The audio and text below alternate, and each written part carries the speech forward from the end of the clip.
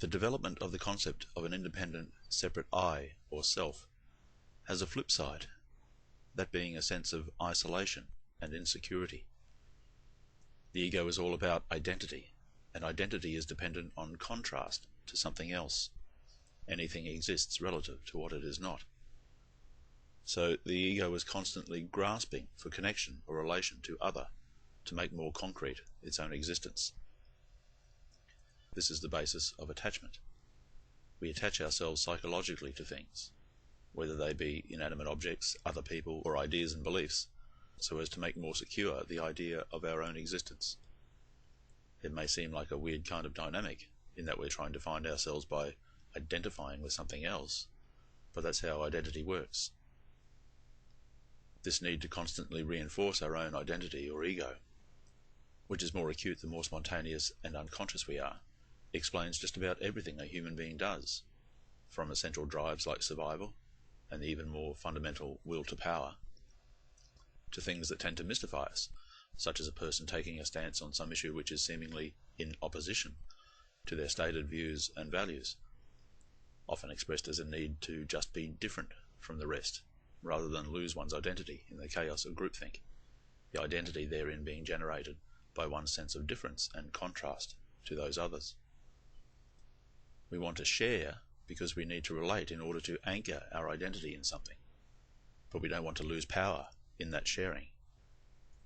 It's like being in a group of some kind and offering a really good idea, only for that idea to be dissolved in the nebulosity of the group and is linked to us to be essentially lost. Most people have suffered what they consider to be the ignominy of that, but that suffering is all about a loss of identity. Or it's like standing in a huge canyon and yelling your name, expecting it to echo back with increased resonance, only to hear nothing at all. We assert our identity in the sharing of an idea with others, but it gets lost in their consumption of it. We want to offer ourselves to people, but we don't want to be consumed by them. Ultimately, to give of yourself is to have something of yourself taken away, and hence conflict arises. We experience the flow of gain and loss, which is the basis of samsara. In the case of doing things to impress others, we're talking about the need for approval, which amounts to a need for outside recognition and confirmation of ourselves. One of the keenest expressions of this is to be found in the fact that most women would rather be hated by you than be the object of your complete indifference. She would much rather have your hate than your indifference, because your hate elevates and substantiates her existence, whereas your indifference is almost a denial of it. This is why very intimate relationships are so vital to our egos. We're able to see something of ourselves in that other. So when we give, we don't really lose that part of ourselves because it's constantly there in that other. It's like a quasi-merging of two egos. We've acquired for ourselves a biological mirror, not just of our physical self, but of our emotions and conceptual world. So long as the close intimacy of the relationship is maintained, this benefit continues to exist. But as soon as that intimacy wanes, that benefit begins to evaporate, and we cease being so comfortable in giving of ourselves because we begin to experience the loss and consumption I spoke of previously, rather than sharing. So long as the mathematical formula of a relationship is 2 = 1, we're fine. If it degenerates into 1 + 1 = 1, we're in a bit of trouble, and so is the relationship usually.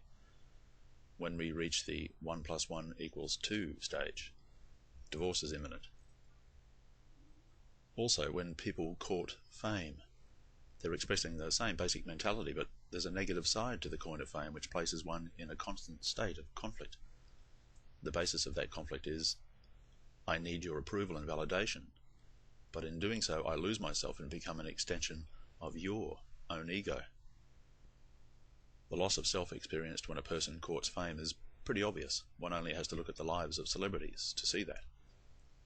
What I find amusing, though, is how you see them bemoaning that loss of privacy or identity, or the fact that those whose approval they seek want to more or less take ownership of them. It's as if they're too dense to see the correlation. Of course, they are that dense, but they don't know it any more than their fans know it. But one of the most pitiable expressions of this need occurs when individuals seek the approval of those they know to be their inferiors. or of being incapable of fully appreciating their achievements. This is one of the reasons that guru types are so sickening. They accept the adoration of people who don't really understand a word they say.